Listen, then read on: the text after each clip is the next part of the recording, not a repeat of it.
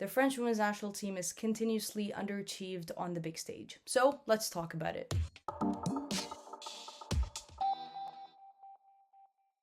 Well, certainly when you think about a nation or a few nations, or perhaps a team on the international level that has underachieved in a specific era or a specific point in time, the French national team is probably an answer on that list. Perhaps people can highlight Norway currently in the Norwegian talent pool. Maybe you can bring up England a few years ago before Serena Wiegmann came into play. But France is continuously an answer to any of those questions. It's a team that on paper has always had some of the best players in the world, but has also never gone into a final in a major tournament. In fact, it's been a series of quarter-final finishes in the Olympics, the Euros, the World Cup. In simple terms, that's really been the story of France. They have a lot of hype around them. I think they have a lot of expectations going into a lot of their major tournaments. Lo and behold, they get knocked out in the quarterfinals over and over and over again. At the FIFA Women's World Cup, their highest finish was in fourth, and that was back in 2011. After that, it was 3 consecutive quarterfinal finishes. France is not a team that has played a lot at the Olympics. They've only ever participated in 3 Olympic Games, but their best finish was also in 4th place in the 2012 London Games. After that, it was a quarterfinal finish. Then they missed out in the Tokyo Olympics, and as the hosts, this most recent edition also crashed out in the quarterfinals against Brazil. At the Euros, they have not missed a single edition since 1997. The first 3 editions, they did not make it out of the group stages. From 2005 and onwards, they have finished in the quarterfinals until 2022 in England rolled around, and they made it to the semifinal but lost to Germany, who eventually went on to lose against England as well. So that semi-final finish in the most recent Euros edition is the best that this team has ever done at a major tournament, which is pretty crazy to think when you think about the players that are in this team currently and the players that have been through this talent pool the past 10 years. As some of you may know, after a set of friendlies or qualifiers or a major tournament, the FIFA rankings, as the updated FIFA rankings come out, and the most recent updated FIFA rankings have come out after the Olympics, and France has taken a pretty big hit. They went from 2nd to 10th, which is a pretty big drop. 8 spots being dropped is hefty. This is the lowest. This is tied for the lowest position that they've been in since 2009. So this is a little bit of a new low in the past decade and a half, you could say, for the French national team. They've dropped 91 points, and regardless of what you think of the FIFA rankings, I too am very critical of them. That's a pretty steep drop. 91 points. Understandably, I also must mention that as hosts of the Olympics, their points and kind of their calculation works out a little bit differently. So the fact that they lost to Canada and Brazil, who were below them in the rankings, and the fact that they were hosts, makes them lose a little bit more points if they were not hosts. Regardless, hosts or not, losing to Canada and Brazil as 2 nations ranked below you doesn't really help. So let's talk a little bit about why this team has continuously underachieved. I would say France is a team that, again, has underachieved probably for the last decade. It's almost admirable to how consistent they've only ever been able to make the quarterfinals and not go past it. But that's also not been very fun, and I think it's just been like, oh, you can do so much better every time when you watch this French national team. So yeah, let's talk a little bit about the eras that they've gone through, why we have seen this consistent failure of this team. Now, before we start talking about anything, I don't really think it was really accurate anyway to say that France was the 2nd best nation going into the Olympics. They were ranked 2nd. The FIFA rankings, like I mentioned, are a bit odd. I'm critical of them too. I mean, England didn't go to the Olympics. I understand England doesn't go to the Olympics. It's Great Britain.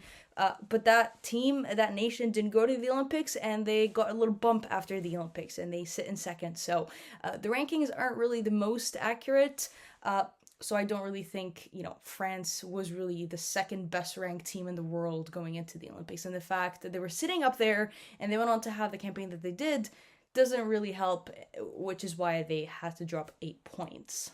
But I want to start off a little bit with their managerial history, and it's not a history that I need to dig very deep into, because I'm really going to highlight the last 2 coaches that really represent a very troubled past of this team, where they've not really had much stability in the head position. Corinne Diacre is a name that you are probably pretty familiar with. I've done a few episodes on her tenure with this French national team, specific problems that she has gone through, but she was appointed to this team in 2017 and you can say sacked, but also got fired, but then also said, I'm not going to be with this team anymore. So she took it upon herself to drop down, whatever words you want to coin it with. But she basically, her tenure lasted from 2017 to 2023. And it has not been remembered by the fact that she underachieved in the quarterfinals. In fact, it's been remembered by lots of controversy. And I think that says a lot when the cloud of Corinne Diacre isn't the fact that the team never made it to a final.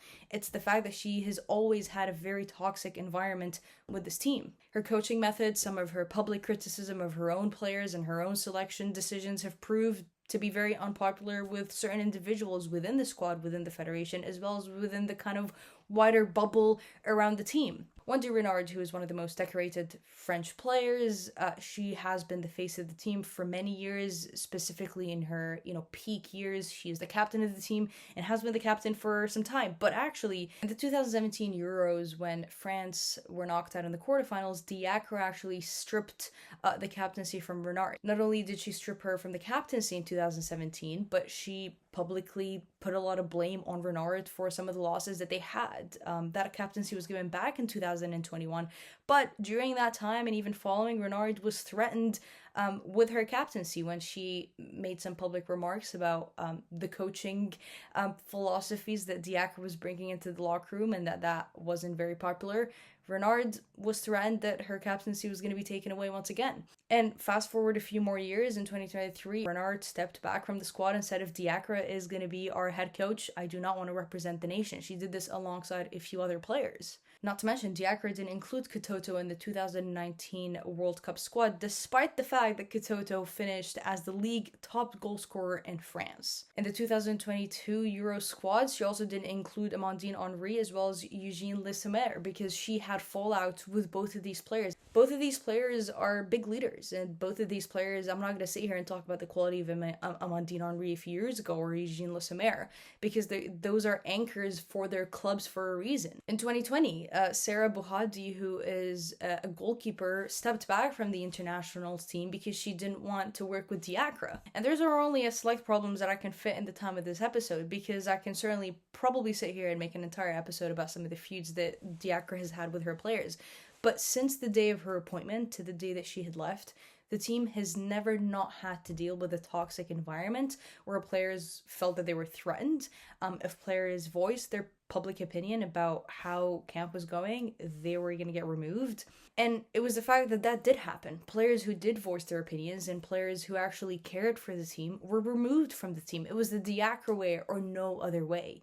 And I think that's devastating, because you think about the number of competitions that they went through from 2017 to 2023, and the peak years of a lot of these players were completely ruined by this, narcissistic, just horrible person who only cared about her own interests. And the Federation backed her up for many, many years. In fact, when the players stepped back from the team in 2023, including Renard, the Federation had a press release that said, actually, the way that these players have criticized the head coach and what we're doing is no longer acceptable in the future. They've backed her up for many, many years, and of course there's connections as to why that was happening. But she was never in a position that she was threatened. It was almost that she knew, regardless of what she did, good or bad, she had the backing behind her. And for me, that is such a shame, because it's the team that could have done so much, but instead had to deal with players that were threatened, players that had to be blamed for losses. I mean, could you imagine you're captain of the team, you lose in a quarterfinal, whatever the situation is and how you lose, and you are blamed for your team's exit at the Euros. On top of that, you're stripped away from your captaincy. That's a pretty shitty behavior. Every time that I think about, the French team and why have they underachieved, it's a lot of what ifs. What if Diacre was not in that position? What if Katoto was called up into the 2019 World Cup? What if this, and this? And the reality of things is that we'll never know what that era of the team looks like. And it's like, okay, let's look at this next era where it was Hervé Renard. It's a coach that was very well respected on the men's side. He has never worked on the women's side. I actually rated him quite highly in terms of his tactics. I did a huge video when he was appointed, diving into his tactics and what we were expecting. I think it's fair to look at his tenure as maybe a bit of a failure, but really in reality, and when you are to dissect it, I actually think there was a lot of positives that come out of his tenure. Understandably, I think he underachieved at the Olympics massively, as well as the World Cup. And I think a lot of his ideas did not come to fruition to the level that he wanted them to come to. And what he was trying to implement in the midfield and with some of the players also didn't come out to play like he probably wanted it to. But I also understand that he's dealing with injuries pretty consistently. But more than anything, I look at the stuff that he did off the pitch, because really that was the main topic before he came in. And I think he cleared out a lot of the toxicity and a lot of that divide in the locker room. And it's actually now that things are getting patched up a little bit. Under Korean Diakra, shit was happening in the locker room and on the pitch. With Harvey Renard, you had pretty okay things happening on the pitch and pretty happy things happening off the pitch. And to me, that's a pretty successful tenure. And I think that's a pretty good result, given that he's a manager that has never worked in the women's game. I think there was a lot at task. He changed a lot of the coaching staff, a lot of the technical staff, a lot of behind the scenes staff, and made it more of a unit. It's a shame that things didn't work out on the pitch, and I think there's fair criticism in that. But he fixed a lot of the patching in the locker room, and I think that was very, very important. He had to take some pretty tough decisions, and including a lot of these decisions, a lot of his decision making was just dealing with the mess that was left with Diakra. We have to also bring up the fact that he had to have a one-on-one conversation with Hamraoui, who, let me remind you, Kira Hamraoui, when this incident happened, was a PSG player. She was also a French women's national team player, was called up pretty regularly. She was kind of one of the most experienced and gifted midfielders within the pool. But in 2021, she was attacked and ambushed by masked men. Her teammate at the time, Aminata Diallo, was charged with the involvement in the attack. And now this incident spread out and affected both the national team and the PSG. Diallo actually retired from football at 27 when her contract ended with PSG the summer following. Hamraoui also never really played for PSG after that incident. She was in dispute with her club and her not being picked to play some of the games that she was left out for. And Harvey Renard had to sit with her and tell her that she's also not going to be included in the French team, which, she hasn't been in the system for some time because of the incident. Harvey Renard was dealing with these things and taking decisions when he wasn't there for the initial incident. And so I think we can be critical of the fact that he did underachieve when it came to the big stage. Perhaps I don't think he had enough time maybe to prepare the team for the World Cup, but also the Olympics performance really said a lot about the team, and I think we'll talk about that in just a few moments. But his tenure can be looked at as a little bit of a, it wasn't terrible because he had to do a lot of patchwork from the locker room and kind of onwards from behind the scenes. Another thing that this team has had to deal with, and perhaps a little bit more focused on the pitch, is that the team has never had a really great talent in goal. Pauline Mannion, their current goalkeeper, she's now 32, plays for Juventus, but has also played for the likes of Lyon, Atletico Madrid, Arsenal, and really has played for some of the top clubs in the game. But in really none of those clubs has she been able to fully establish herself as kind of the best star goalkeeper. She is the number one at Juventus, but she's also been quite leaky, really has not had the best last season, and she's not your standout incredible talent in goal. And that has made for a very leaky France in the past 2 years. The second goalkeeper behind her, also not necessarily the youngest, she's 26, has 9 caps under her belt, had to come in as a substitute against Canada in the group stages, and conceded the dagger goal from Vanessa Gilles. She's not a top goalkeeper that can step up in those crunch moments where she's coming in as a substitute. She really, I don't think, has shown club moments that would challenge Pauline, for example. So their goalkeeping department is a worry because it hasn't really evolved. I think when you look at the line of players, their third choice goalkeeper is a 29-year-old goalkeeper who plays her club football also in Italy. The goalkeeping position is a worry. And I think when you look at the top teams and the teams that are doing some of the best work on international football, they have great goalkeepers. I mean, let's talk about the USA, Ellison Air. Let's talk about Brazil, Lorena. Let's talk about Germany. I mean, their goalkeeping department is stacked. Let's talk about the previous Olympic winners. Kaylin Sheridan, I think she is one of the best goalkeepers in the world. So the top, England, Mary Earps, God forbid, can you imagine I forgot her? But when you look at the top nations in the world, they all have impressive, great, solid goalkeepers, and France simply has not been able to produce any, great threat over the last 2 years. When you look at some of their Olympic numbers are pretty worrying. I mean, they had the worst goalkeeping numbers in the group stages. Out of all the 12 teams, granted, there's a few teams that didn't even move past the group stages, but they had the worst goalkeeping stats in terms of shots on target saved. They had 0 clean sheets. They tipped and spilled more of the balls than they gathered, and they held back. That is pretty poor. And so you can have, the great Salma Basha and Wendy Renard and, all these great names in the back line.